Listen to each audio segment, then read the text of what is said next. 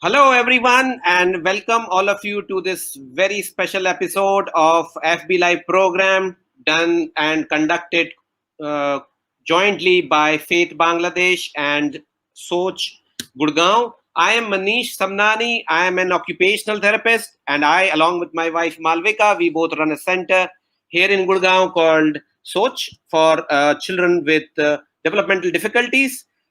Faith also has a similar kind of a center with multidisciplinary, multidimensional perspectives, offering various services at Dhaka.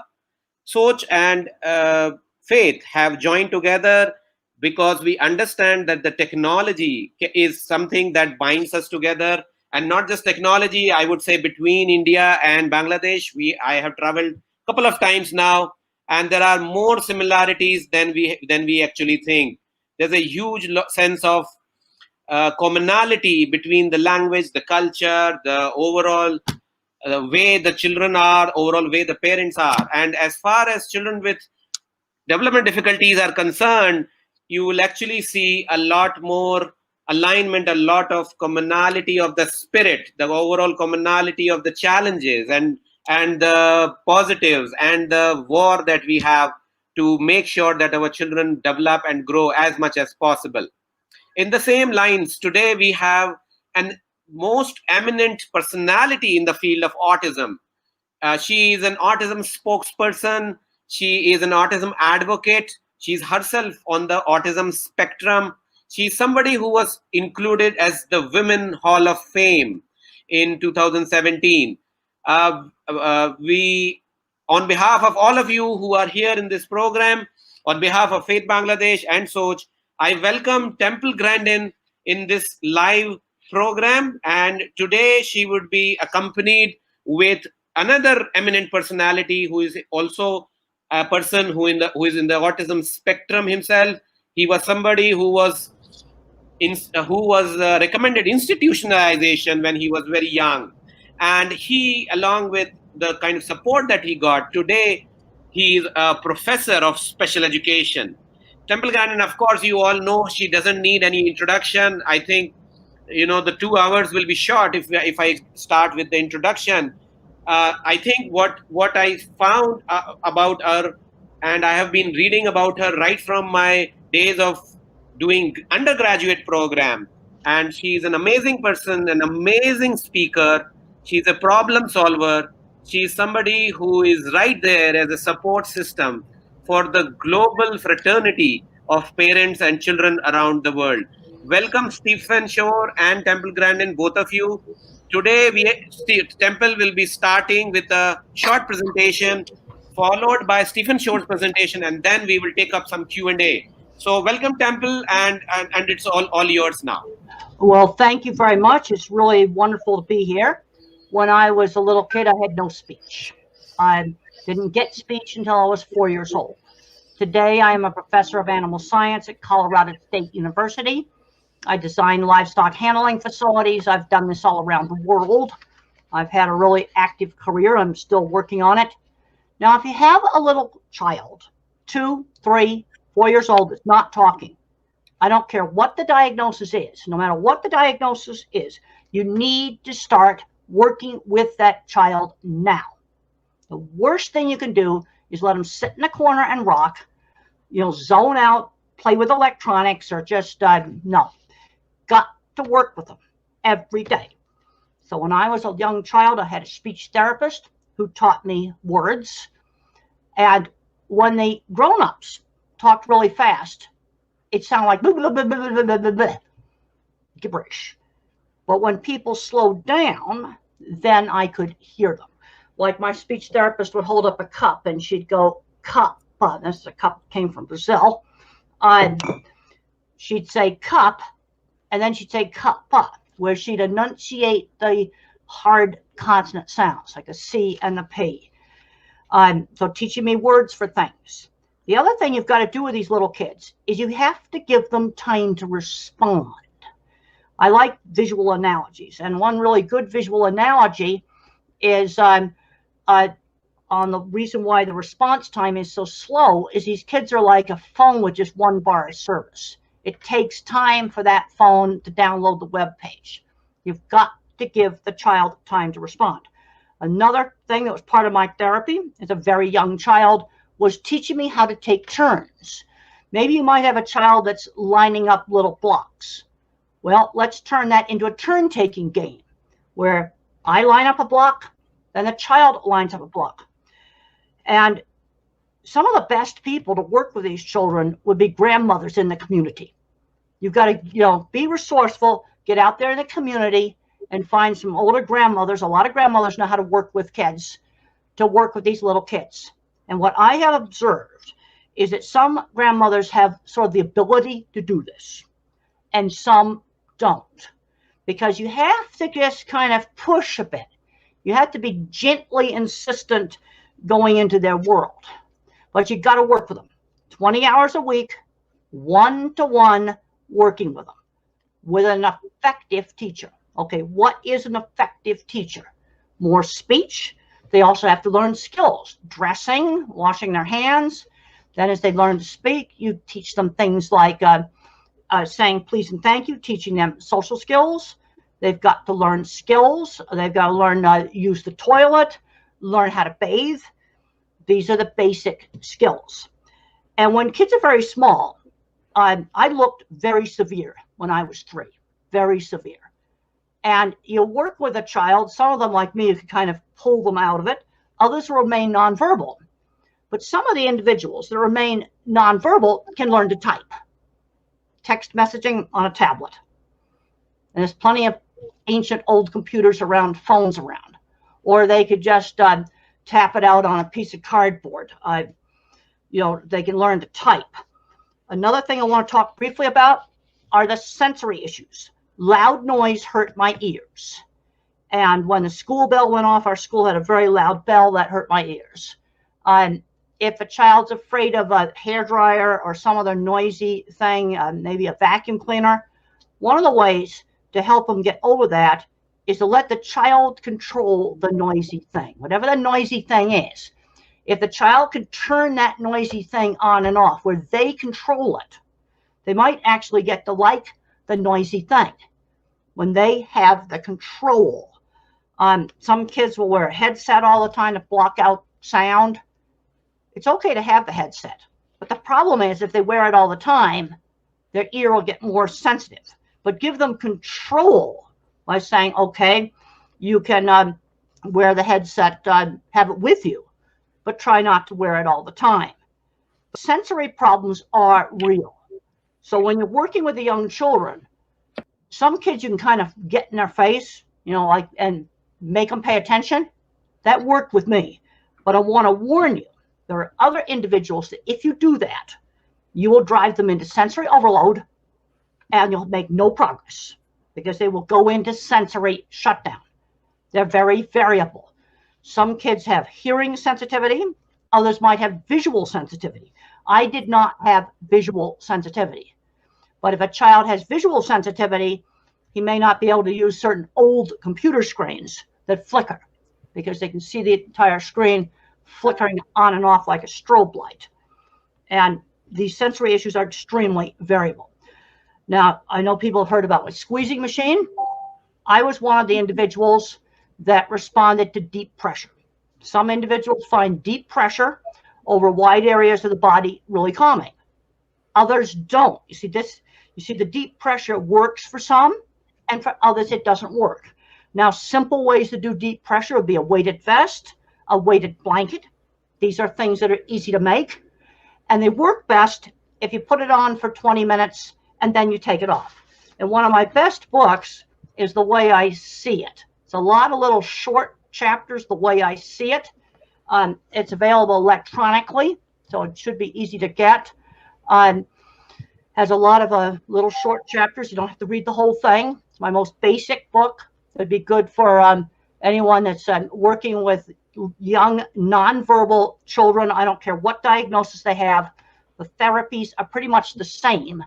And you need to get the grandmothers in the community. You got to work with these kids. So that's the end of my formal comments. And then Stephen Shore's got some comments. And then we're going to just open up everything for questions. One other thing, develop a child's strengths. I am a visual thinker. If you watch the HBO movie Temple Grandin, it shows how I think visually. I see pictures in my mind. Another kind of kid might be very good at mathematics. It's a different kind of thinking. And the mathematics kid needs to be given harder math. My kind of mind needs to be encouraged in art. Also, a lot of people with my type of mind, visual thinking, are very good at mechanical things, fixing motorbikes, for example. They'd be very, very good at that because they can visualize everything on how a motorbike works. They could be the best motorbike mechanic around. And that's a skill that other people want. Even if somebody's nonverbal, if they can fix motorbikes, people are going to hire them. So develop the strength that they're good at. Others are good writers. Take the thing the kid is good at and then try to turn it into a career. Learning work skills. There's all kinds of places. You can go into little market stalls and a child could help out with one of the vendors and start learning how to work outside the home. That's another big problem I see is kids are not learning work skills. When I was a teenager, I took care of the horse barn. And I was in charge of a horse barn, basically, when I was 15. And that taught me work skills. That needs to start young, chores around the house. There's all kinds of opportunities with merchants just in the town where they could be a job where they help stock shelves or, help out and learn some work skills. Develop their strengths. Okay, Steve, it's all yours.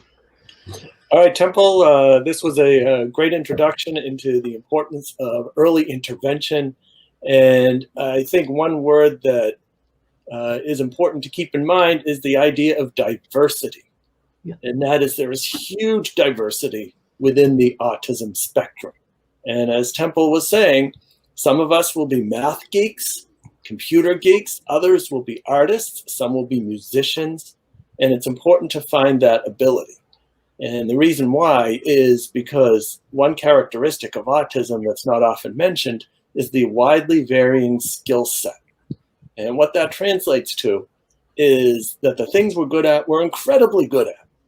The things we're not good at, well, there's a lot of challenges. And often there isn't much in the middle. And that shows up formally in assessments such as an IQ test, where you'll see some subtests are in the 99th percentile and other subtests will be like in the 10th or the 5th percentile. So for me, like Temple, the doctors recommended institutionalization. But fortunately, my parents, like Temple's mother, and we see so many parents today, increasing numbers of parents in Bangladesh and India, advocating for their children. And my parents said no, and they took me home. And they convinced the school to take me in about a year. And it was during that year that my parents implemented what we would today refer to as an intensive home-based early intervention program. And this was a program that emphasized music, movement, sensory integration, narration, imitation. And that's just today's terminology. In those days, the concept of early intervention didn't even exist. So what did my parents do? And it was mostly my mother. Well, first she tried to get me to imitate her. And imitation is a time-honored educational strategy. It works most of the time. But for us autistic people, we may have difficulty with imitation. So she flipped it around. And then she imitated me. So if I was flapping, she was flapping. If I was making some sound, some strange sound, she made it too. And what she did is she used that to create a relationship. She came into my world, and then she pulled me out. And that is what worked well for me. So if we look at today's approaches, it probably looked more like one of the developmental approaches we have today, such as the Miller method, or floor time, or RDI, or also many elements of what is used in daily life therapy at the Boston Higashi School. So with the work that my parents did, speech began to return at age 4. We often hear about the incredible strengths and interests that autistic people have. And for me, my parents found me taking apart a watch with a sharp knife at age 4. I would pop open the back, extract the motor, take out the gears, spin them around. We love things that spin. Put it all back together again. The watch still worked, and there weren't any pieces left over. So incredible fine motor control to take apart a watch. But where does that fine motor control go when it comes to penmanship? And that's an interesting question that occupational therapists have to work with. And while there are some neurological hints as to why this happens, what it does describe is the sharp lines of delineation that we see between ability and the disabilities that autism can give us. So while it is important to use a strength-based approach, to be asking the question, what can the autistic person do? We also have to be mindful of the challenges, because if those challenges didn't exist, we wouldn't be here trying to figure it all out. So they must be addressed.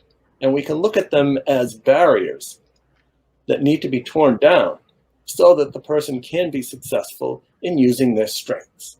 So back to my parents. Instead of taking the watches away because it was kind of a strange thing to do, they soon provided all kinds of other devices to take apart and to put back together again. They made a big deal about my taking apart objects and being able to get them together again. And that's important because many autistic people are not aware of what their strengths are. And by making us aware of our strengths, that helps build a sense of self-determination. Being able to make good adult decisions based on our profiles, our strengths, and our challenges. So I went to that school that initially rejected me at age 4. I got reevaluated. Instead of being considered a psychotic and ready for an institution, I got upgraded to neurotic. So things were looking better in the world. And then it was on to regular school kindergarten at age 6, where I was a social and academic catastrophe. So like Temple, I was bullied for being different, for being weird, by repeating things over and over. I didn't get called a tape recorder like Temple, but I suppose I could have been, because I would repeat things and I would make odd sounds that I heard from the environment. That is how I interacted. However, I had my highly focused interests. So even though I was a grade behind in most of my subjects, the thing I enjoyed about school, in addition to the structure, was that I could go into the library, get all the books on whatever I was interested in. And it might have been astronomy, it could have been weather, electricity, earthquakes, volcanoes, whatever it was. I'd read them. I'd take notes, copy diagrams, read them again and again, then bring them back to the library and get a book on books on different subjects. And I remember thinking in grade school, isn't there more to school than sitting in the back of the room, reading my favorite books? I'm very happy to do it, but shouldn't I be reading in groups or doing math with others or something? And I think what it translated to is that teachers didn't know how to reach me. But at the same time, since I wasn't a behavior problem, they just left me to my own devices. And in those days, it was probably for better rather than for worse. In 3rd grade, I had a stack of astronomy books on my desk. And the teacher told me that I'd never learn how to do math. But somehow I figured out just enough math to teach statistics at the university level. These days, increasing numbers of educators would notice a special interest like this and find a way to teach mathematics through astronomy, through the highly focused interest, and working with as opposed to against the autistic characteristics.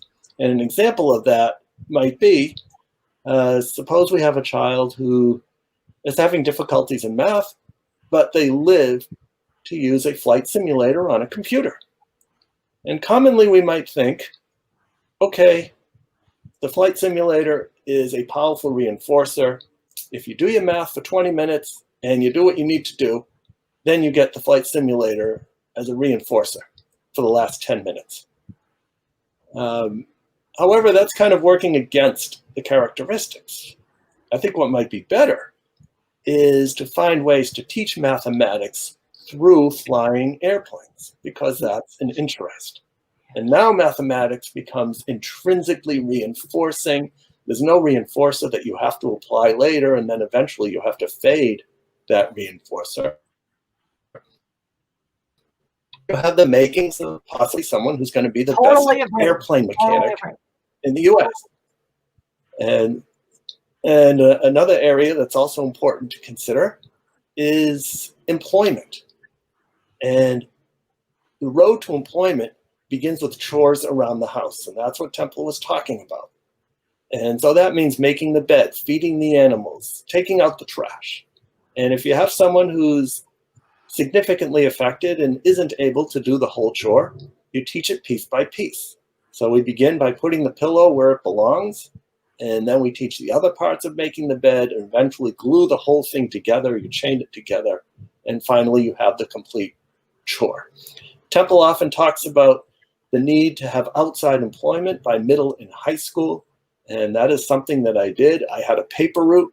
A paper route was an excellent business, a complete business in miniature. It's kid-sized. You have the responsibility of needing to do it every single day, whether you want to or not, and you have to perform at a certain proficiency so that you keep your customers and you don't lose them. These days, not too many people are delivering papers, but there are other ways that people can make money outside of the house. Where I lived and where Temple lived, it would snow in the winter, and that was great because school would be canceled, and I would go out with a shovel slung over my shoulder, and I'd spend the day shoveling snow for people and come back with a good chunk of money doing so. So building that work ethic. Another thing is common, walking dogs. Yeah. There's things you can find in the neighborhood. I'm sure in Bangladesh and India, there's a lot of small vendors in the market, and there would be plenty of employment opportunities for a kid to just help out in one of those shops. We just got to find things in the neighborhood. Yeah, exactly. Yeah, I think so. Yes, I would completely agree. And we are, in a way, it is an area which is still to be developed in this regions of the world. That the go out and work vocational aspects are still not very well developed and researched, actually, because it has to be something specific to our culture as well. Absolutely, yes. So there's, for example, if I was born in Bangladesh or India, one thing that I've noticed in both countries is that there's often these little bicycle repair shops that are set up on the side of the road. And you see somebody with a bicycle that's upside down and they're changing a flat or something. And if I could have gotten involved in that, that would have been great, because in middle school, bicycles also became a highly focused interest. And I got it to a point where I could take a bicycle apart down to the ball bearings and get that back together again. And speaking of middle and high school, well, you don't need to be autistic to have difficulties in middle and high school. But for me, it was actually easier for two reasons.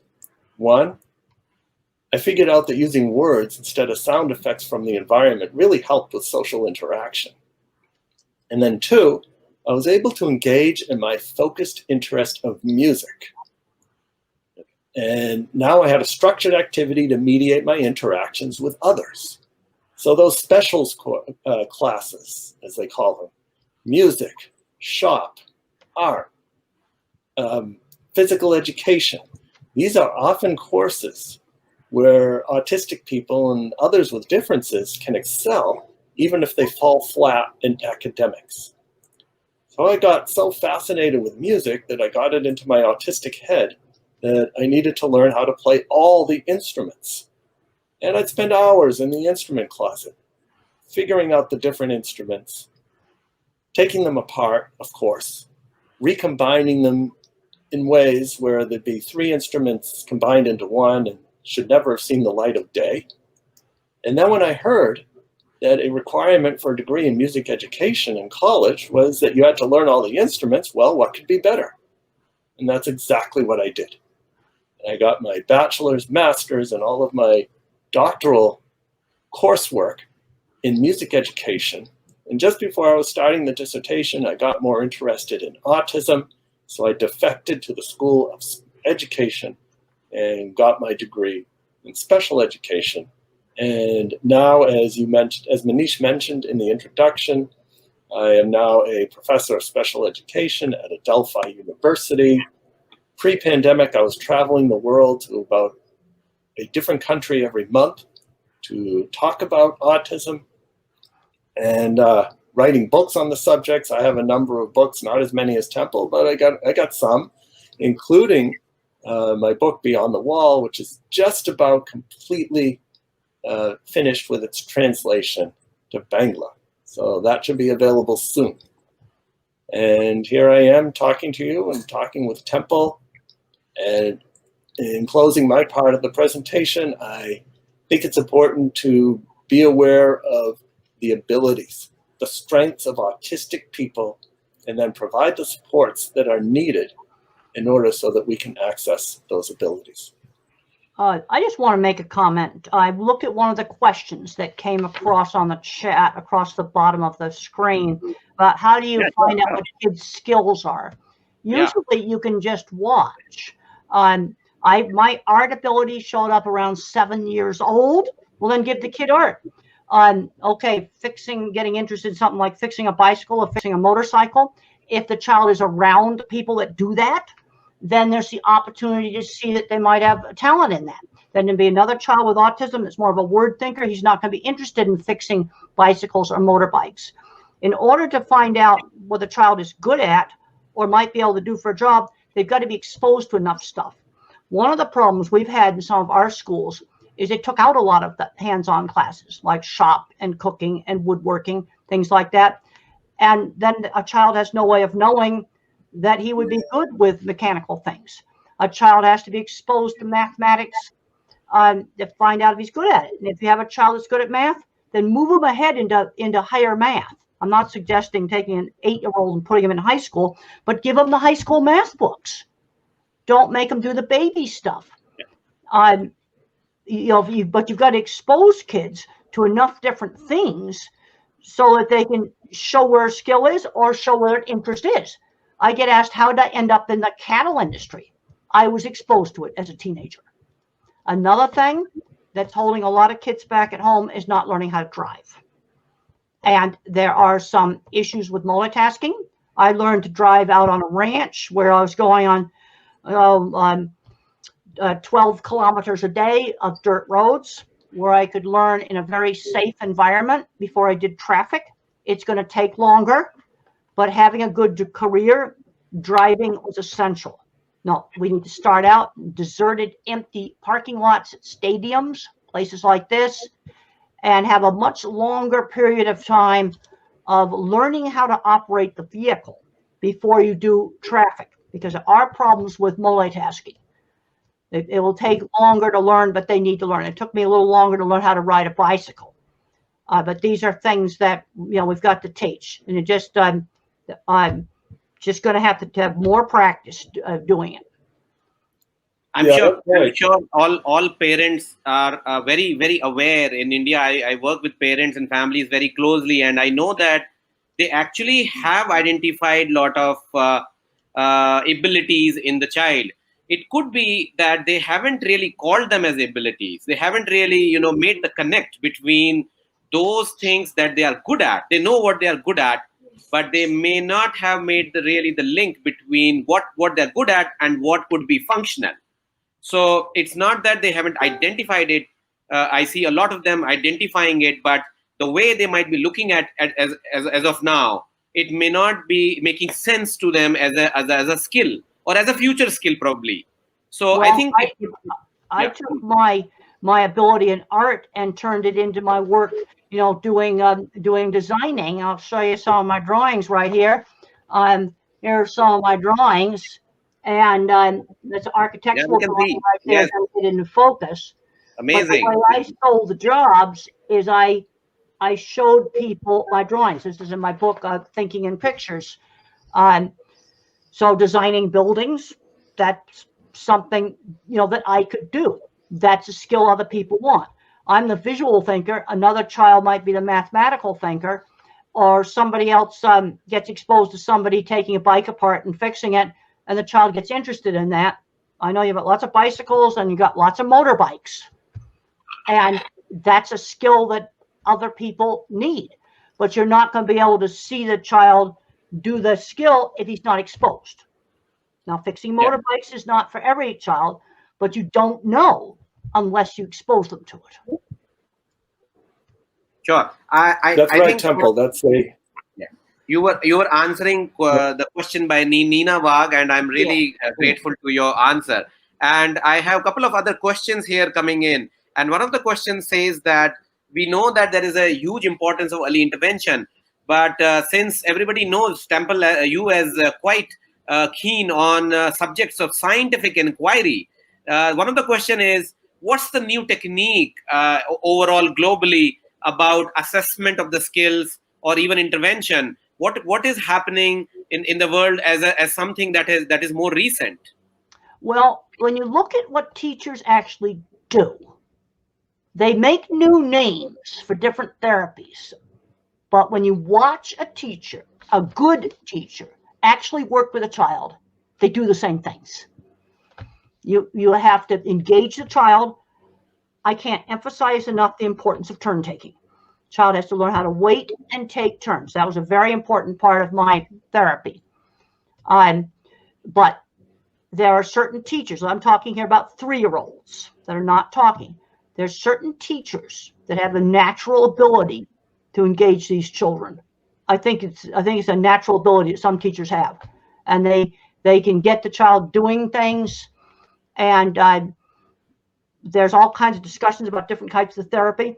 Now, the thing you got to be careful about is not driving a child into sensory overload. Some kids you can push harder.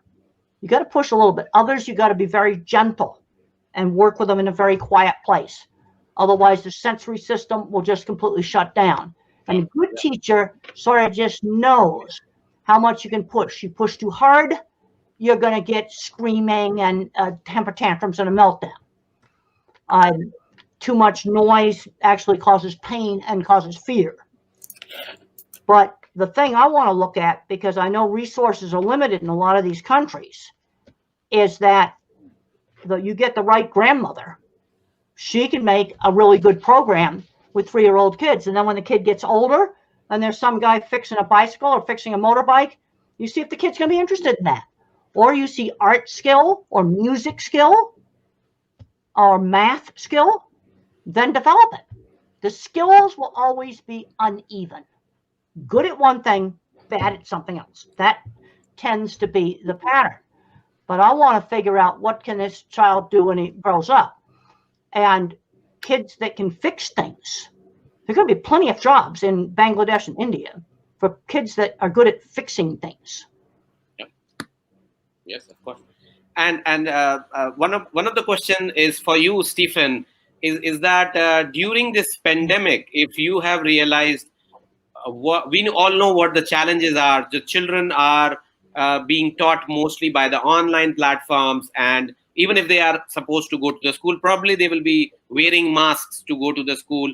Having thought of or having received all such challenges from children around the world, what has been your summary about how are we best managing these challenges?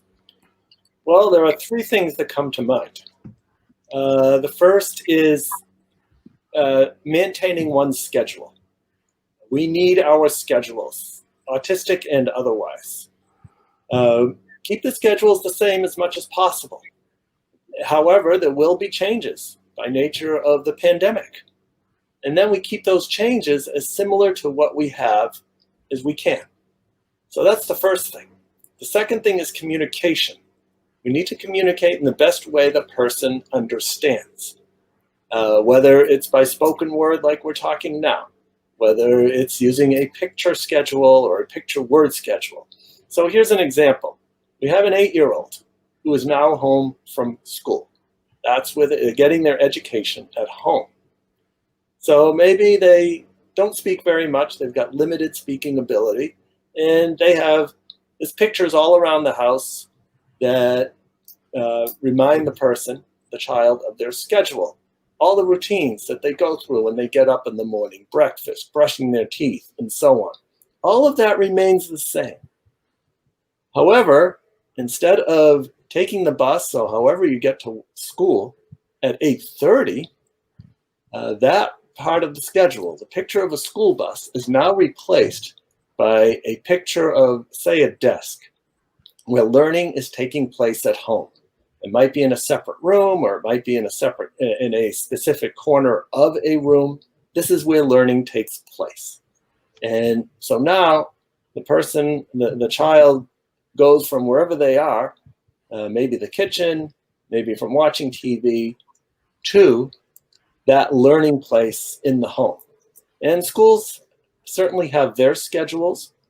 And if a parent has questions as to what the school schedule is, they should contact their teacher, the student's teacher. And schools tend to have some opening procedures, such as taking attendance. And what I've seen in some schools is that there'll be an opening circle, everybody's sitting on the floor, but they could be at their desks. And each person their name is called out and recognized. Is Manish here today? Yes, we recognize Manish. Then Manish takes his picture that's Velcroed to a picture of home, rips it off with a nice satisfying tear, and puts it onto a picture of school. Well, could that be duplicated at home, where we take the picture of the child from their bedroom or wherever they happen to be before they go to school, and then a picture of the desk or the place at home where they're learning. And then there's usually a snack in the middle of the morning, so let's schedule that in. Whatever classes that need to be studied, we schedule that in as well, and take it through the rest of the school day until it's time to leave school and go back to home.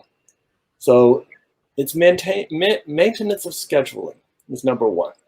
Number two, communication in the best way the autistic person understands. Number three, for you parents, self-care. You've got to take care of yourself so that you have the energy and ability to take care of your kids and to provide those supports.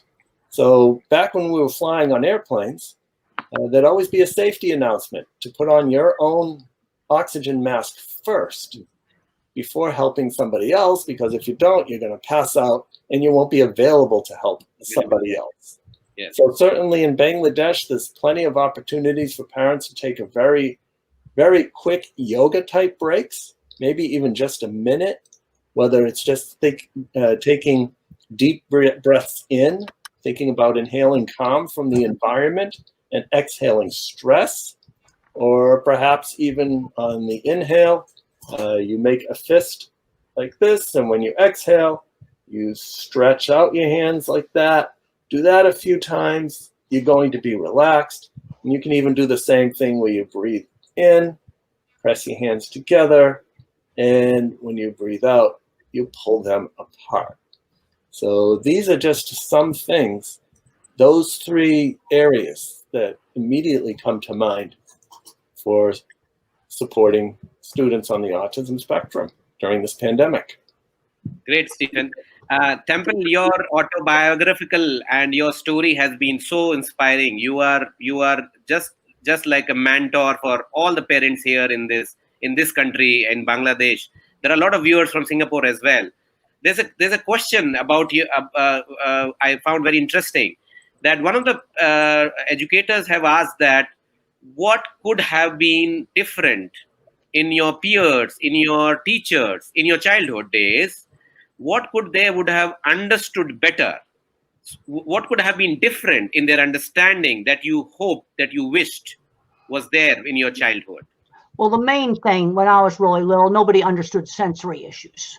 That was probably the biggest thing. Now, I want to answer two questions I saw come across on the text. Sure, please. The first question involved language. Why do you have language problems? Well, there's three things that cause language problem, whether it's autism or whether it's some other label. And the first is the child that doesn't hear clearly, even though they're not deaf. I mentioned before that when the adults talked quickly, it was a blah, blah, blah, blah, blah, blah, blah, blah. and I couldn't hear what they were saying. Hmm. That's why it's important to slow down. That's called auditory processing disorder. Yeah. And you have a child that never learns to talk, but he might make sounds where he makes the vowel sounds. Like, for example, for the word food, he might go, ooh, just doing the vowel sounds.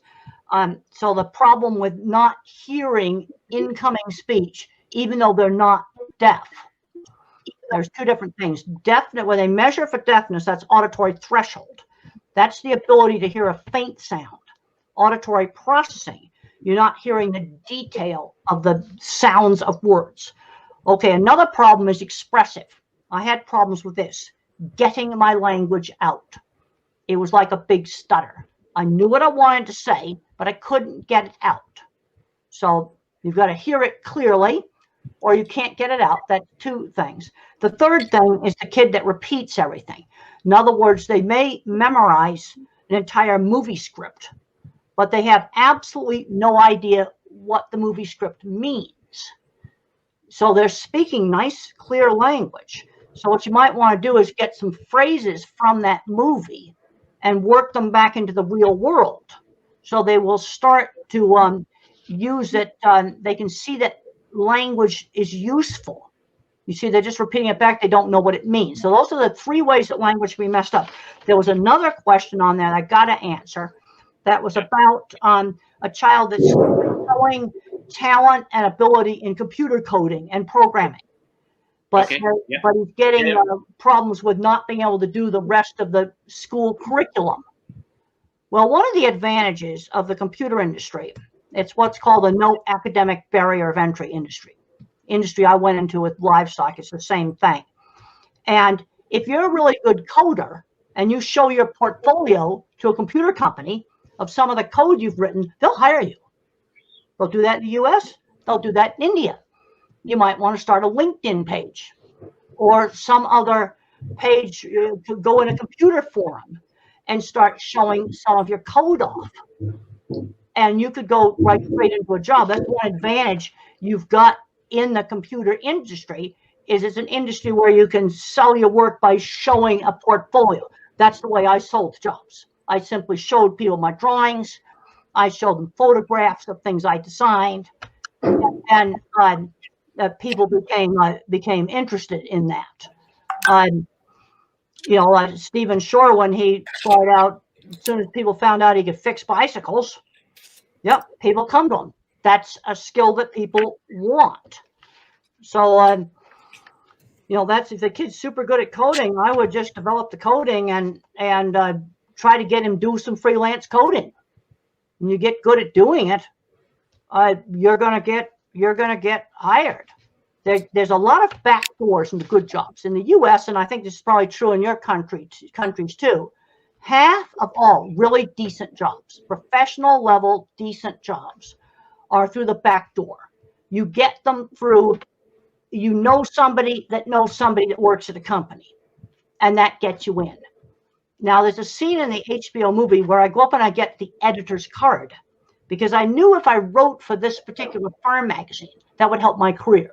I saw that as an entry. That's a very important scene where I get the card. And a lot of people don't see these doors.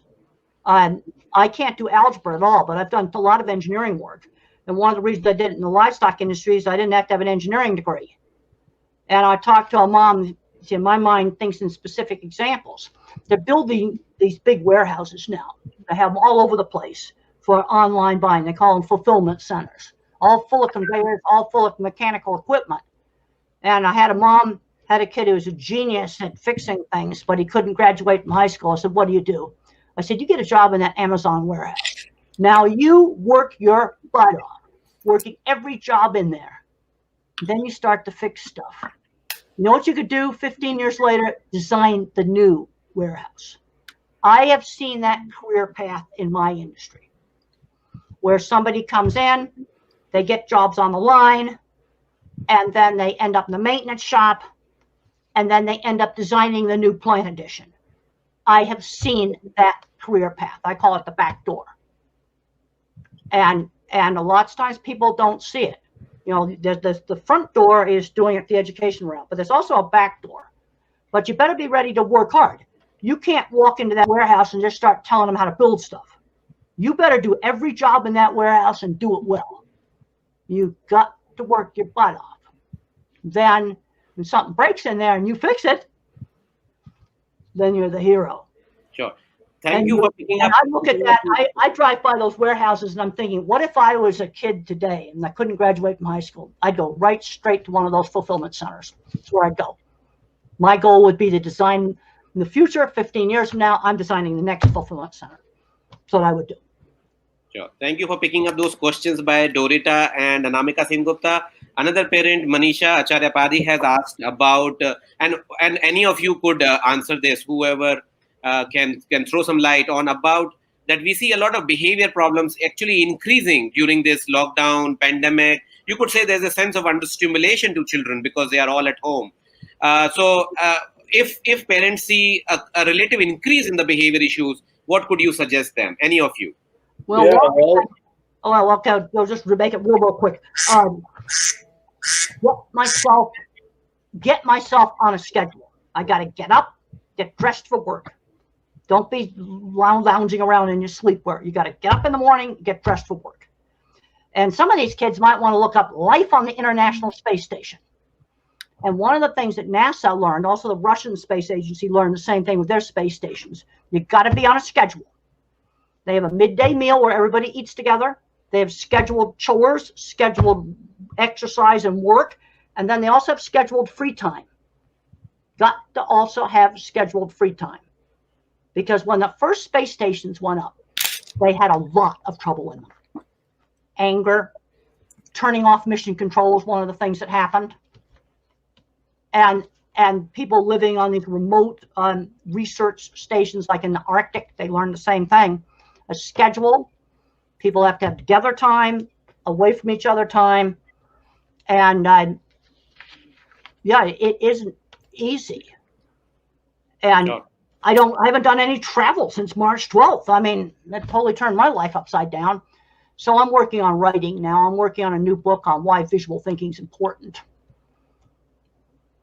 Another parent, Kavita George, has asked a very good question, and she says that what about those children where the parents are doing too many things? That the parents might be doing a lot of things at the same time in order to, build up the skills that we say that we need to build up all kinds of skills, and they're doing too many things, but they may not have given enough time to develop a particular ability or kind of express the ability from the child. Would there be an advice for that particular thing? Yeah, I think you've got to slow things down and you've got to observe. So when somebody asks me, what is my autistic child good at? And sometimes an autistic person will ask me, what am I good at? Yeah. And my question, I answer their question with another question. Okay. How do they spend most of their time? Or would if you let them do it? Because we tend to spend more time doing things that we like. We tend to be good at the things we like. And it's that observation which will lead us to abilities and strengths. Now, I want to get back to the idea of employment because that's on the mind of a lot of parents as well. And it's important to also keep in mind that there is fulfilling and productive employment for people who are more significantly affected. So for those of us who have difficulty communicating, those of us who need a lot of support in scheduling. And this brings to mind of someone I know of in Florida his special interest is folding freshly laundered clothes out of a dryer. And he folds them quickly, perfect creases, and that's just what he loves to do. And I know so many people who would like help with their laundry. And he would be more than happy to help you with your laundry too. However, you have to pay him to do it. That is his job. And he spends all day in the laundromat folding clothes out of a hot dryer. Now, this is something that would probably bore the daylights out of most people. But for him, he's being fulfilled. He's productive. He's being appreciated for the skills that he's bringing to society. So that's an example of someone who has more significant challenges that can still find fulfilling and productive employment. And as Temple said, you've got to get your work in front of the person who has the ability to hire. So getting back to the bicycles, I knew that somehow I sensed, I didn't have the formal terminology for it, but I knew that getting a job the formal way through the front door just wasn't going to work. So what I did is I got on my bicycle that I built from the ground up, and I made the rounds of all the shops in the area. I'd go into the shop, identify the owner or the manager, and start nerding into my bicycle with the manager. And then after a period of time, I'd ask him for a job.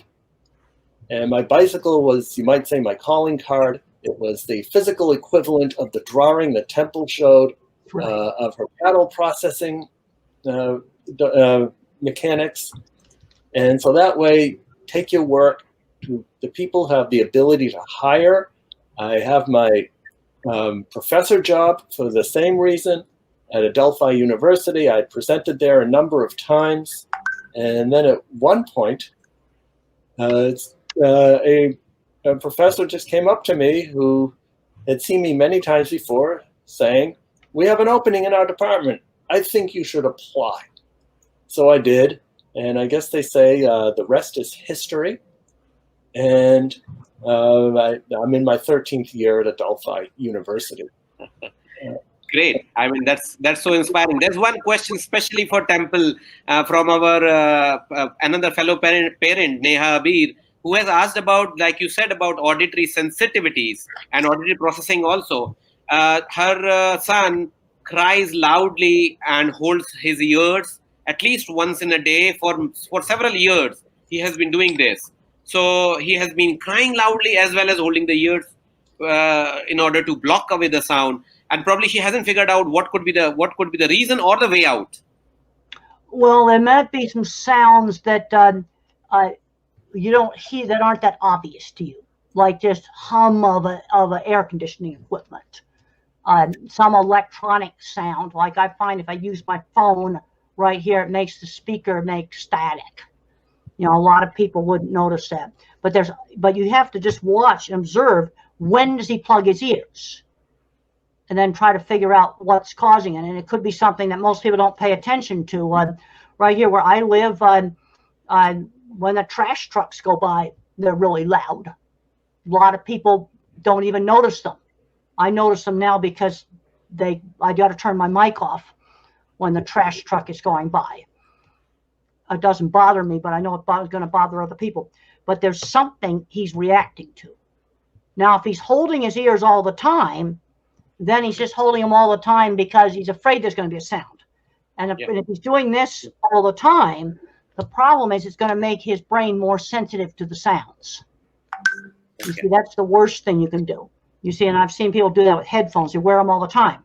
Now, I think it's important for them to have the headphone with them. This gives them control. But then you want to encourage to only wear it when you really need it. But you can always have them with you. But if he only holds his ears occasionally, then there's something he's reacting to.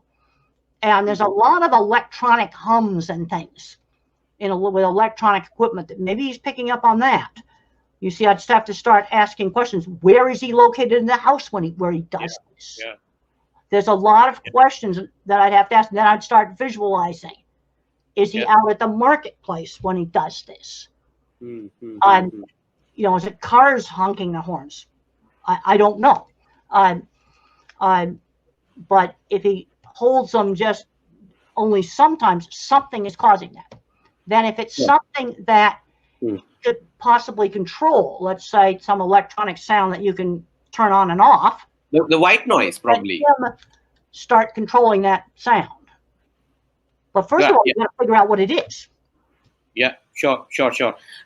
We have another fellow parents, Shubhra Gupta and Madhusudan Srinivas, who are a firm believer that their son, who is 27-year-old, can actually get a lot of benefit by the hug machine that is so commonly associated with you, and you being the invented that. What we want to know is, if we have to have an access to a hug machine, how can we Is that something that is still possible? Is it available in any form? Well, Whether you can buy it online from the Therafin Corporation. It's extremely expensive. There are drawings online. It's not simple to build. Use keyword squeeze machine to find, type in drawings, squeeze machine. But there's other ways to do deep pressure that cost a lot less money, like rolling up in carpet or wearing a weighted vest. You can do these other things. Some people like tight garments, like leggings that are tight, or ballet leotards that are tight, or bicycle shirts that are tight. And these are things that are easy to get. And I'd recommend, doing these easy sorts of things, doing that first. Oh, yes, of course. I mean, we have been using deep pressure and squeezing in all our occupational therapy sessions. We are very big on a deep pressure. We call it a deep pressure program. Okay. Yes, we call it a deep pressure program. We train the parent. We tell them that how much pressure to apply, and it is almost always that the parents usually are too cautious about applying pressure. I have to always teach them that it's not that the child would need a pressure that would be of his age and stature. Their sensory needs can be high enough to actually seek pressure as equal as massaging an adult. Yeah. So the intensity of pressure is such. Well, one thing on a squeezing machine, I could control it. But the problem with the squeeze machine is not simple to build. I mean, it works with an air compressor, and you've got to really have some building skill to build it. And I figured out how to make the air cylinder work and all of that stuff. And there are drawings online for it. Use keyword squeeze machine, not hug machine, squeeze machine. Find the drawings, but they're not simple. You're gonna. Now somebody is really capable of fixing bicycles. They probably could build it, and then get somebody good at carpentry to work with them. It's really important to follow the drawings exactly on things like the sizing of the air cylinder, because you could get too much pressure. There's other ways to do pressure that also work. Conceptually, it just develops the self-regulation, because the control is with the child. The kid can control it. See, I could work the controller and control the amount of pressure. When I was a little kid, I couldn't stand people hugging me, and squeeze machine actually helped get me desensitized to that. Again, it gets back to controlling the thing. The other big issue is visual processing sensitivities. There's some kids that when they go to read, they will see the print jiggle on the page. So a really, really simple thing you can do is try printing the schoolwork on different light colored papers, like light gray paper, light lavender paper, really pale colors. Like, for example, in this book right here, I've got, oh, wait a minute, like you can see real pale lavender there. You see, you want to use the pale colored papers, not the dark ones. You could try tan, light lavender, and let the child pick out the paper. I have seen that save school careers. Now on reading, some kids are going to learn phonics. I was a phonics learner. Another kid's going to be a sight word learner. Use the method that works. That's the important thing. I'm still a phonics learner when it comes to spelling words. Sometimes I got to sound them out. And sight words did not work for me. But visual processing problems can be a problem. And then a lot of people that remain nonverbal, they're living in a world where sensory's jumbled. And a really good book is Tito Mukhopadhyay, How Can I Talk If My Lips Don't Move? He's from India. How can I talk if my lips don't move?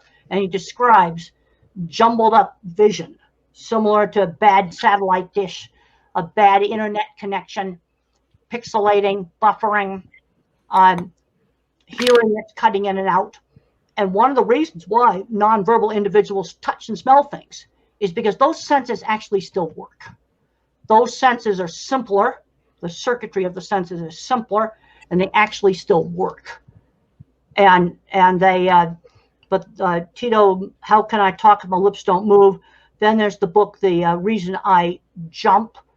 The best one is the sequel to it, when Noki's older, the sequel to The Reason I Jump. These are books written by people who type completely independently. Nobody's holding on to their wrist, so we know that they wrote it. Sure, Stephen. I have I would like to tell both of you that I am so thrilled to get this sensory component and perspective being put in the center of so many things, because I myself, being an occupational therapist, I use sensory integration as a therapy, as an intervention, day in and day out. So you cannot imagine how thrilled I am to see how both of you, being on the spectrum, having seen all the challenges, have such a recognition, such an appreciation for the fact that the sensory issues could be the key thing here.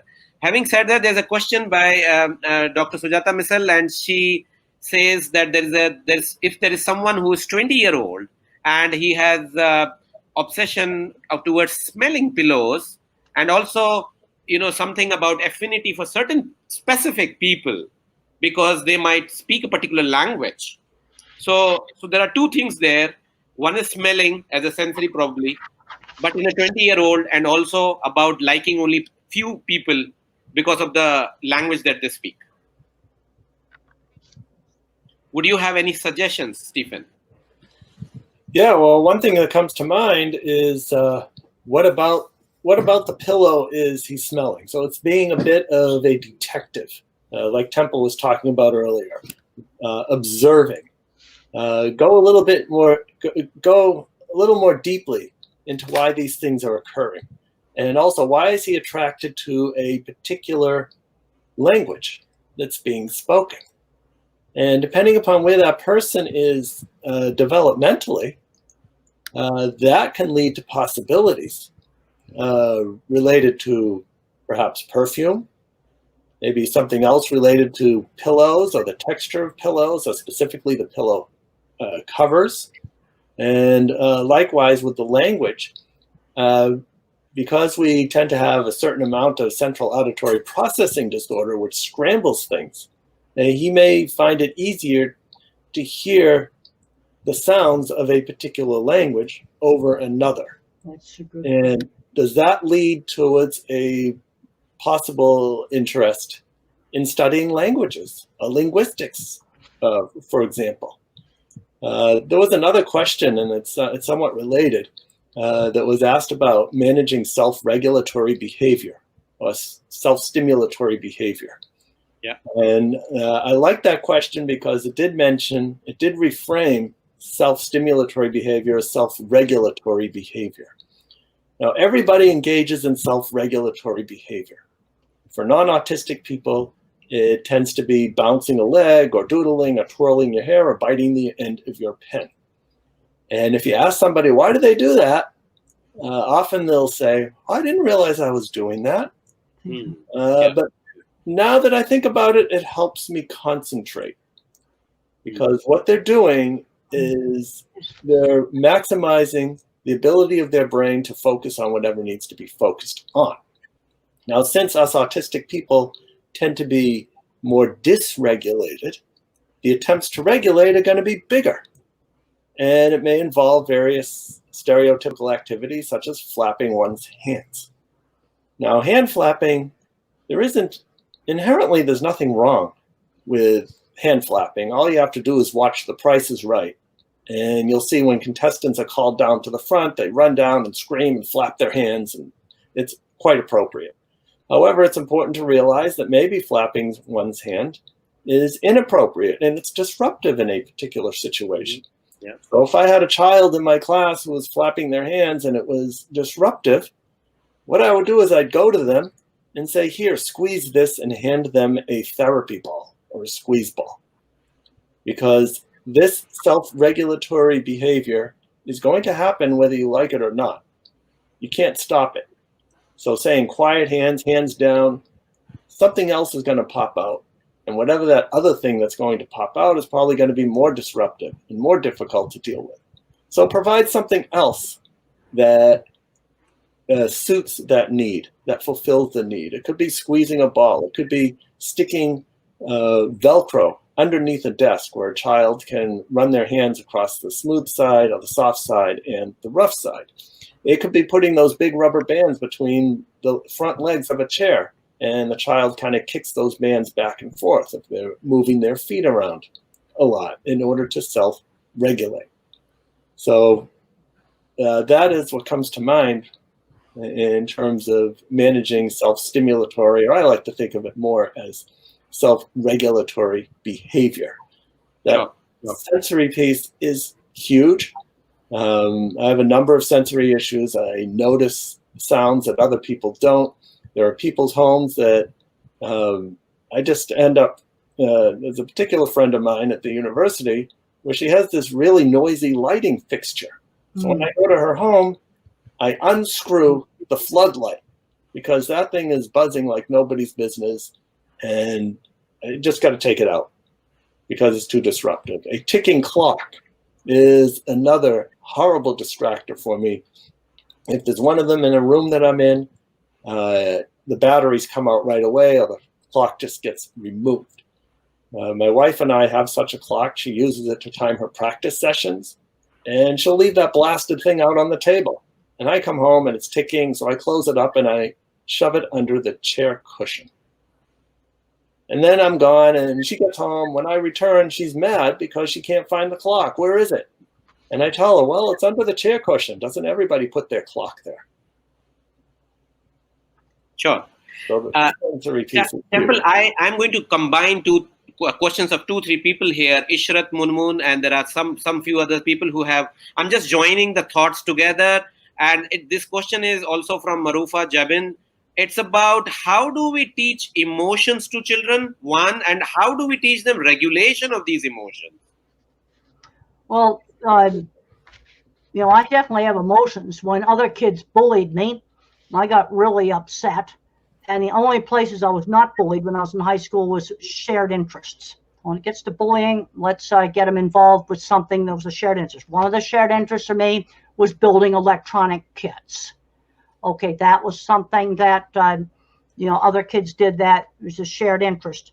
The problem I had is that I don't pick up the subtle facial things. I know if somebody's angry or somebody's sad or laughing their head off, but the very subtle things that maybe I've told the same story like 5 times about the same carnival ride and people are sick of it. So I kind of have some rules. I can tell that story about the carnival ride twice and then that's it. But I basically have to learn, sort of like a rule-based system. I'm really, really good at business social. I know how to do that. When it comes to business stuff and things like that I totally understand.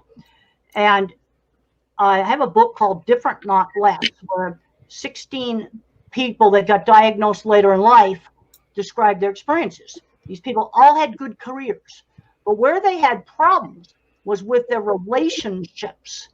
And then when they got diagnosed, then that helped the spouse to understand why they didn't understand certain things.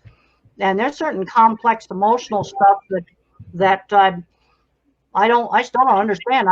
Be out on a job and I go, engineering's easy. It's the people problems that are hard. It's easy to figure out how to design the equipment, get them to operate it right. That's the hard part. And I'm definitely the geek mind. And I think the first thing is people have to understand that people think differently. Like when SpaceX went up to the space station, I totally geeked out. I watched 2.5 hours of live broadcasts of the docking. Most people would not. 2.5 hours, completely geeking out and laughing at where the automatic captioning thing called food puppies. I'm laughing about that. That's total geek out experience. And so I get happy and excited about stuff like the SpaceX going to the space station. Other people get happy about that too, but not the same way. Their emotional life is more relationships with other people. And I had a wife come up to me at airport one time and said that my book, Thinking in Pictures, helped her to understand her engineer husband and saved their marriage. But But basically, I just have to learn. You learn to be polite. But there's a certain kind of emotional world that I'm not really in. This is why I put so much emphasis on career, because career has made life worthwhile. Now, one thing that's very worthwhile to me doing a program like this is when I get emails sent to templegrandin.com that, oh, I'm driving a car now because of you, or the colored paper really helped. Something that I recommended really helped a kid go out and get a job, get out, and have a life. That gives me satisfaction, especially now that I'm 73 years old, way past retirement age. I'm still working but I get great satisfaction if something I recommend on this show helps a kid out there to have a better life. I get big emotional satisfaction out of that. And I've taken some of these emails I've gotten and I've put them up on my wall, because that's something that I get satisfaction from. And I realized what a geek I was from sitting right here at this computer, 2.5 hours of live docking broadcast. Watch the whole thing. Watched them open the hatch in the space station, and one of the astronauts got really emotional, the older astronaut, and he pulled his polo shirt up and he turned to the wall and he was crying when he came into the space station. He tried to hide it, but I saw it. And I can totally relate to that. That's it's like I am what I do. And right now, one of the things that I do is helping people to help these kids develop their potential and do everything they can do. Let's go back to the nonverbals. There's we have a guy named Jim Ball. He's an autism specialist, and he worked with a guy, nonverbal, who was an institution, and he taught this guy how to make coffee at the local little gas station store.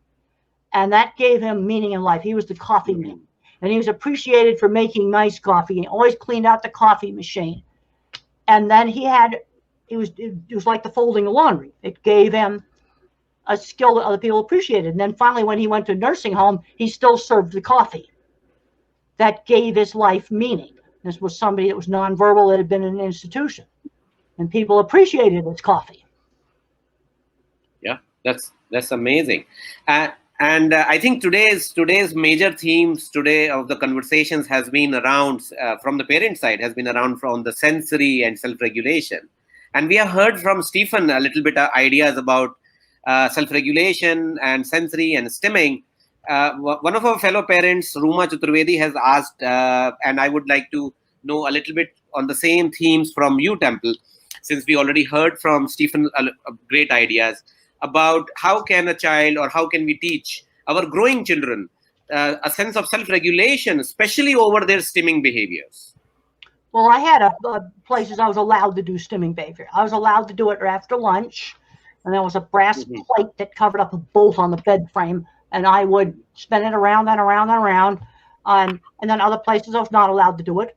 Some kids are going to need more sensory breaks, so then you schedule them certain times, because stimming calms down the nervous system. But the problem is, if I'd been allowed to do it all day, I would have shut out the world. See, that's the problem. I can remember getting on the swing and winding up the swing and spinning. And it was almost like taking a drug. I completely tuned out. So doing a little bit of that's fine. Then there's other times, I'd be at the airport and I just had too much airport. I just wanted to sit down, zone out, and look at a magazine. And then I could just shut the airport out. My sensory issues are milder than Steve's are. Ticking clock, I can pretty well ignore that. And then that other kid that the mom was talking about, maybe it was, maybe it's a light fixture that's bothering him. So he's in that particular room. Most people don't notice that it's buzzing. I can't stand dripping water. Staying in a hotel and they've got dripping water, I'll go put a towel in the sink so I don't hear it, because I can't sleep. Sure. Sure. And I have a question coming from a very prominent person in associated with ICDDR. He's the director of the technical training unit. And his question is about how can we, and this question is to both of you, how can we bridge the economy, the safety and security during this COVID-19 pandemic? There needs to be a balance between all these things, especially relating to population of children with the developmental difficulties. How can we make sure that there's a balance between what we want to do with children? We want to do more with them, but we still are very concerned about how can we maintain the balance. Well, what's happening here, and things have not been handled well with the COVID, and every state's trying to muddle their way through it, is families are forming what they call pods. We have one right across the street now. There's 3 families, and they have young boys, and they get together, and the boys were playing with scooters just right out in front of where I live. They've formed a quarantine pod, and people are doing that with, for education too. There might be 3 families, parents are working, and they take turns running the school. They'll have the kids together like in one house, and 2 or 3 families, and they're just making their own little schools. That's happening right now. They call it pods because they can't get what they need from the school, and parents want to have their kids educated. And the mom is working and trying to educate the kids, and this takes some of the strain off. Sometimes they'll even pay a teacher to come in, and then the people that are in that pod have to be very careful to not go to parties and bars where they bring COVID back into the pod. I've kind of formed a pod with my students, my 4 graduate students. One of them just got married, really great. She kind of had to be quarantined for a little while. We were just talking about, well, how many germs are going to be in the grad office. I was suggesting let's try to stay out of there. But forming groups where I think it's great what the families next door are doing, because now these little boys are getting a chance to play with other children. And people have just had to do this on their own. That's happening right here, right now, across the street from where I live. And it's just something that the parents did. There's a Facebook page now where you can get on in the US and figure out in your town who you could pod with. Most of ours, they're close together neighbors. And Stephen, few of our parents, Rohini Subramaniam Katiyar, and also another parent, Sujata Misal, has asked about how can we teach about puberty, adolescence, stimming their private parts. How can we work with these kind of areas? All right. Well, these can be very challenging areas. And I think it starts early. It starts early with what I call body literacy. So what that means is helping the child understand and know what the names for the parts of their bodies are, both the formal names and you might say the informal names. With that also comes the education of what I call appropriate and inappropriate touch. Not good or bad touch, but inappropriate or appropriate touch. So a person who is engaging in masturbation, for example, it's not a bad thing to do, but there are places where you do engage in that behavior and there's places where you don't. And one thing that's important is, I believe, to teach that child to engage in this behavior in their bedroom with the door closed. And there's a rule: before you enter a room with a closed door, you have to knock. The child has to follow that rule, and so do the parents. And I wouldn't choose the bedroom as a place to I wouldn't choose the bathroom as a place to masturbate, because there may be problems with generalization. Well, if I can engage in this activity at home, maybe I could do that at my grandparents' home, or maybe at the bus station. And of course, we can't do that. So one way to think of it is there's a time and there's a place. and teaching that time and place to engage in these activities. I know I've been seeing many questions from parents, and an organization that's helpful, it's a new organization, is called LearnAutism.com. And I'm involved with that organization, and what we do is we're building a library of, you might say, bite-sized videos that are research-based, but are presented in a way that's accessible to parents and educators and others who are supporting autistic individuals. And especially during times of pandemic, that responsibility is going to fall to the parents and to people who engage in pods, just like Temple talked about. And that's something that's becoming popular in the United States. A small group of parents get together, their resources, perhaps they hire a teacher. And like Temple suggested with her graduate students, there's a lot of conversation as to where these parents go. I heard a story about a member of a pod who wanted to go to Disney World. And the others in the pod said, well, it's fine if you go, but do you realize that you're going to have to quarantine for 2 weeks after you get back and return to the pod? Yes. And the parents then decided, well, maybe we need to visit Disney World another time. Another time, yes. Yes, that's great. That's amazing.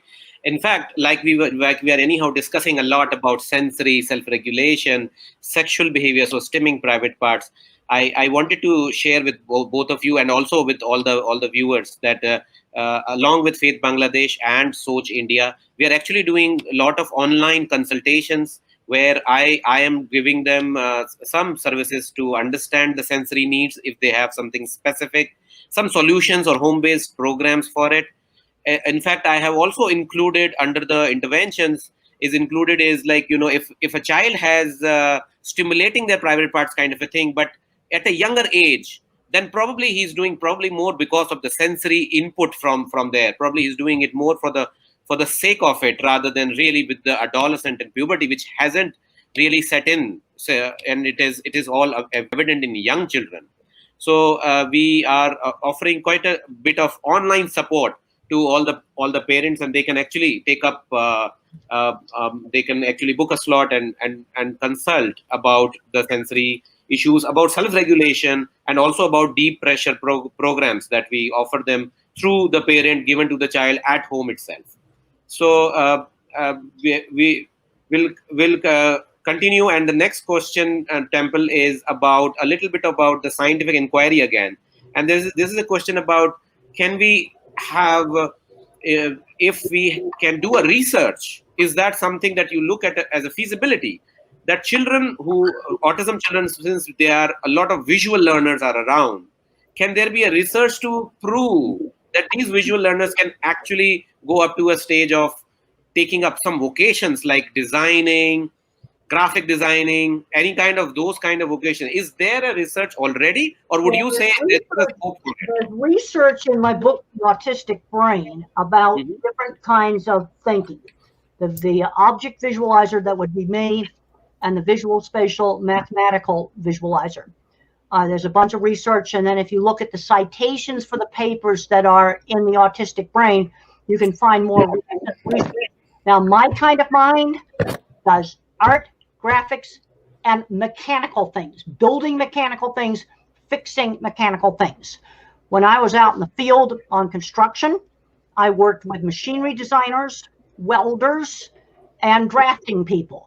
So I'm going to guess that 20% of the people I worked with professionally in construction in the 80s and 90s were either autistic, dyslexic, or ADHD. And I am saying that absolutely, totally seriously. And one of the things for two of the people I worked with, a welding class in high school. Another person, a drafting and drawing class in high school. And they went right into construction trades. And skilled trades, electricians, plumbers, welders, carpenters. A lot of those trades are done by my kind of thinker, who cannot do algebra. And I just gave a talk to the honors students last night, and I discussed how we have there's skills that are getting lost. You see, Europe, they still keep the skilled trades.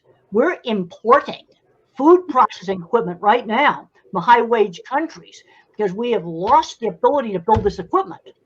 And it goes back to the schools taking the skilled trades out, like welding, metal shop, taking that out 25 years ago. So we're importing in the 100 shipping containers an entire food processing plant. I think that's very, very serious. And we need the visual thinkers. You know, we can't do algebra. And then what's happening on building a food processing plant is the degreed engineer does the buildings, he does the boilers and refrigeration and builds the building, the more mathematical parts of it. But there's all the clever equipment. Think about really clever packaging machines. Those come out of the mind of the guy who's really weird working in the shop. You look inside your printer, yes, like my printer broke, one little tiny roller, a lot of little fragile plastic parts, and the inside of the printer is really complicated. That's the kind of thing that a visual thinker makes. Okay, the chemistry in the cartridge, that's made by the degreed engineer. The paper feed thing, that comes out of somebody with my kind of mind. See, this is where in engineering, well, I don't care if it's computer printers or it's food processing equipment, or it's the conveyor systems inside like an Amazon warehouse. And a lot of that's coming out of Germany now.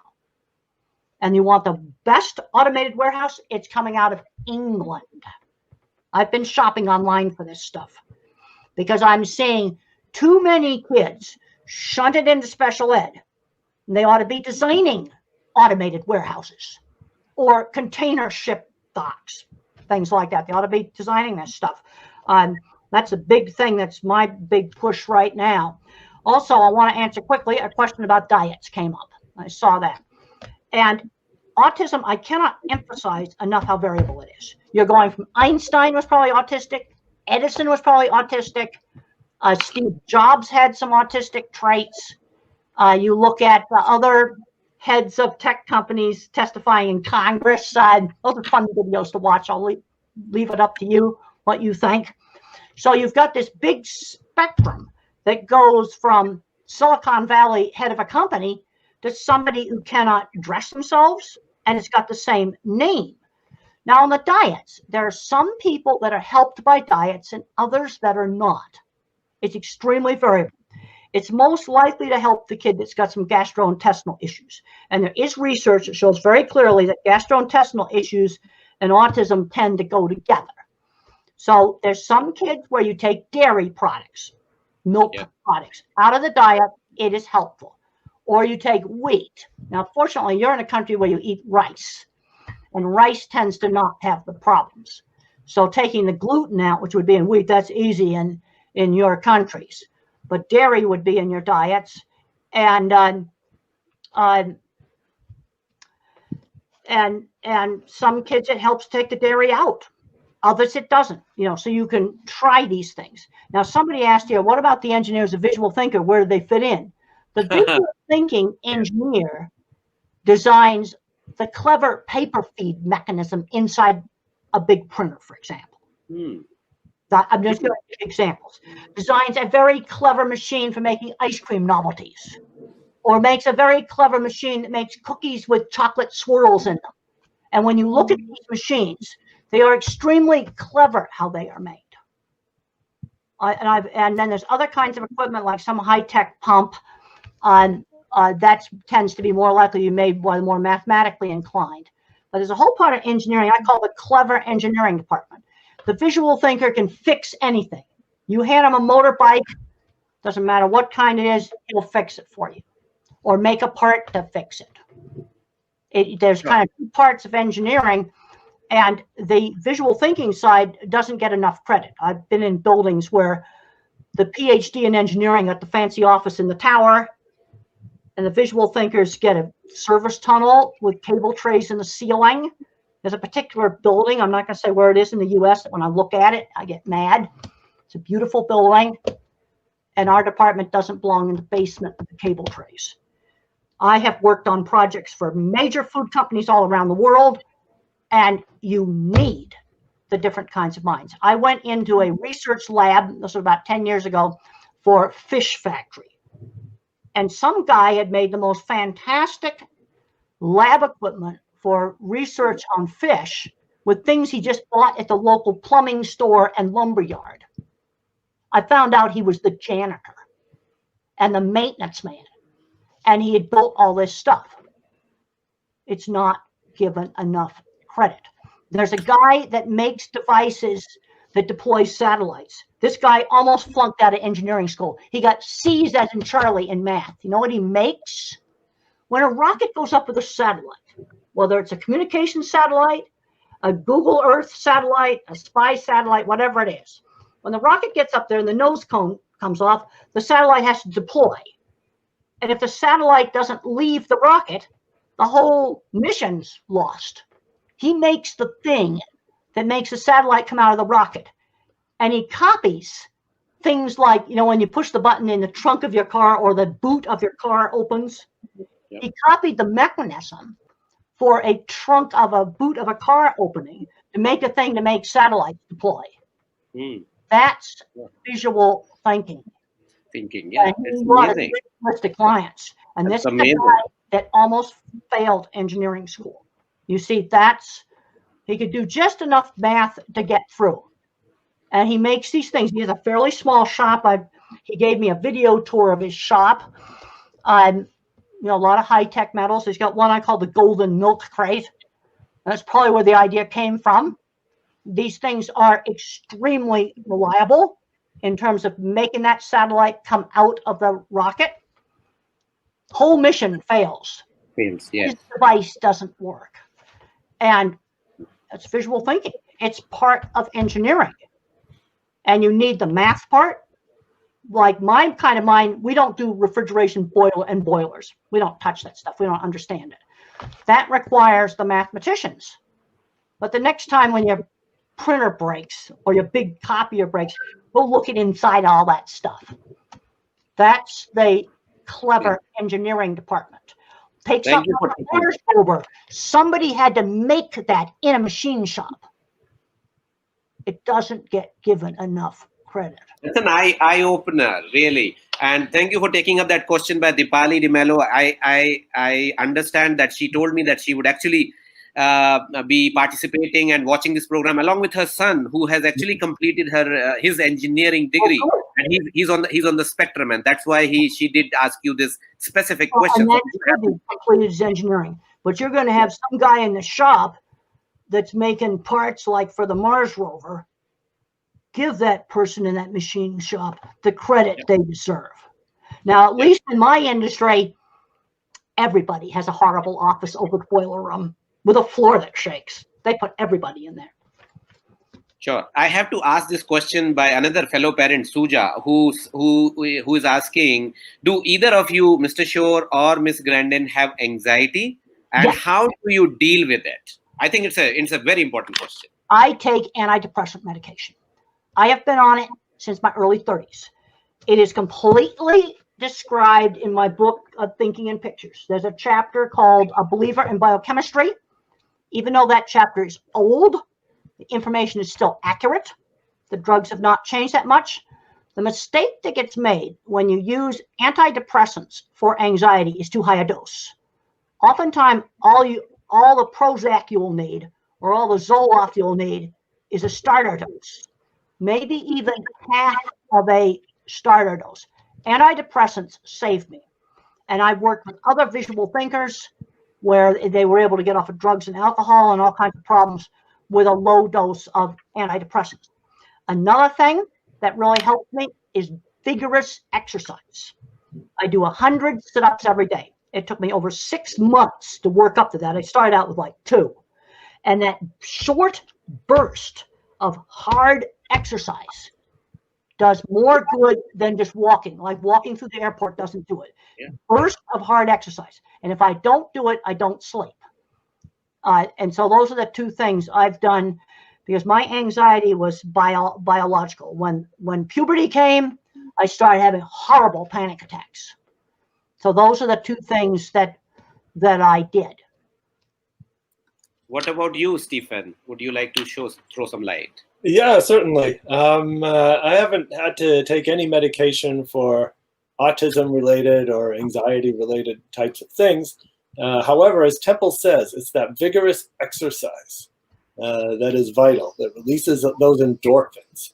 And so for me, that exercise is bicycling. And perhaps that is why I was so interested in bicycles, at least in part. Well, now with the pandemic, we're kind of locked at home.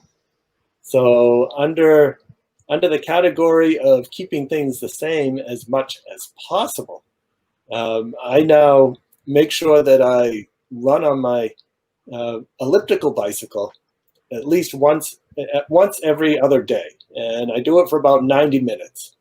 I put on the TV, I catch up with the news, and I run on that elliptical bike. It registers about 13 or 1400 calories by the time I'm done. I have no idea if that's a true figure or not. It doesn't matter. But that's how I get my exercise on the off days. Then, like what Temple does, it's sit-ups and other related type of exercise to strengthen my core and to keep my back muscles strong. Well, there's a question here that's to me about what my mother did when I was young. I had the very good speech therapy when I was young. And then after I started to talk, I got mainstreamed into a small kindergarten class, old-fashioned 50s. You got to remember, in the 50s, when I was a child, social skills were taught to all children in a much more structured manner. You were taught to say please and thank you. Like if I forgot to say please, Mother would say, you forgot to say please or thank you. We'd be sitting at the dining room table, and if I reached across to get the rice, Mother would say, ask your sister to pass it.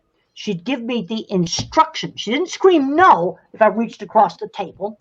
She'd give me the instruction. Really, really important. And if I went over to the next door neighbor's house to go play games with their daughter, and we had lunch at the Woods house, Mrs. Wood also corrected. In the 50s, grown-ups everywhere in shops corrected little kids. And manners were just taught in a much more structured way. Another thing that we did in our neighborhood, when you were about 7 and the parents had a party, we had to put on our good clothes, greet the guests, never call them by the first names. It was Mr. and Mrs. Wood. We knew their first names. We weren't allowed to use them. But you had to shake hands with the guests, serve them as snacks. That taught social skills. And then also kids had paper routes at really young age. And Steve had a paper route. These are things that really helped my ability. And art was always encouraged. Mother had a very good sense of just how much to stretch me. You know, there's a tendency to over-shoulder kids. You got to stretch just outside the comfort zone. And you don't push them into stuff where they're going to go into sensory overload, but you give some choices. When I had the opportunity to visit my aunt's ranch when I was 15, I was afraid to go. Mother gave me a choice.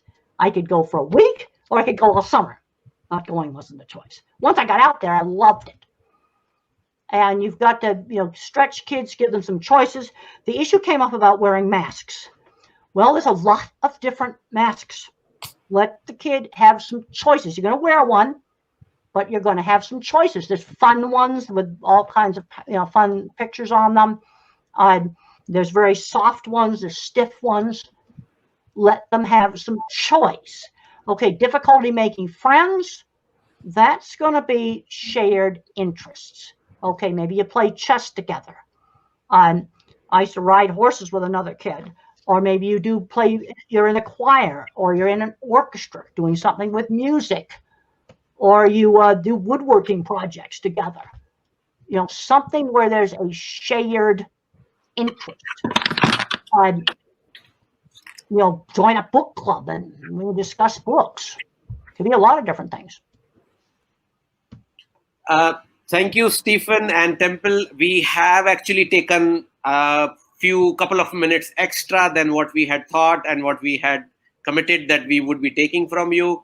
But any last thoughts, any last minutes? There are so many wishes for you, Temple. And Stephen, there are so many people who have got inspired by you. There is one parent I remember, she has said that it is your book that made my child speak. I think she was referring to thinking of pictures. Good. Even if I want to name them, Keshav, Kriti Mitra, Viveka, Dr. Salina Sultana, Sumitra Paul Bakshi. There are endless list of parents, Nupur Tiwari, Mukesh Gupta.